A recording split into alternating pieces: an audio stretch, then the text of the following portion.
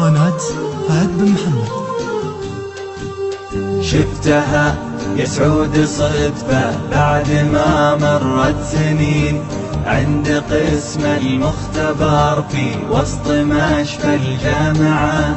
جيتها ثم قلت ممكن في سؤالي تسمحين، نظرت فيني بدهشة نظرة متواضعة، قالت انت تحسبني من بنات صايعين، تحسبني في زماني عن طريقي ضايعة. قلت انا ما راح اطول كل ابوها كلمتين، وابعدت عني شوية ثم جتني راجعة.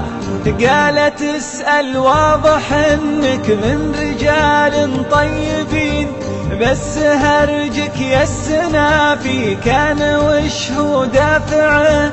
قلت انا حبيت وحدة يوم كنا صغيرين، من 8 سنين راحت للمواصل قطعة. عقبها ما ذقت نوم يهتنيها النايمين، ساهر في طول ليلي لين شمسي طالعة.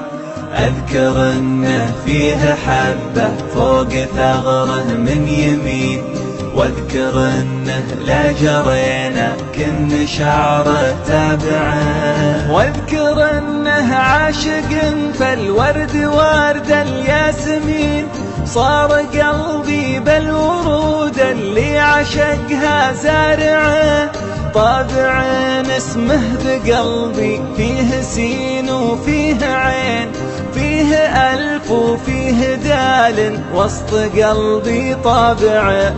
قاطعتني بقولها سبحان رب العالمين، مرتين نكررتها وبعد مرة ورابعة. قلت وش فيك وش بلاك يا بنية ترجفين، ليش عينك يا بنية من كلامي دمعة. قالت الموقف وقلبي والمحبة والحنين، كيف أشوفك بعد ما أنا كنت عنك قانعة. قلت أنا بسألك يمكنك تكوني تذكرين عن مواثيق ثمنها من حياتي دافعة. قالت ظروف الزمان ما تطيع العاشقين، ضيعوني غصب حبك لو هماني بايعة.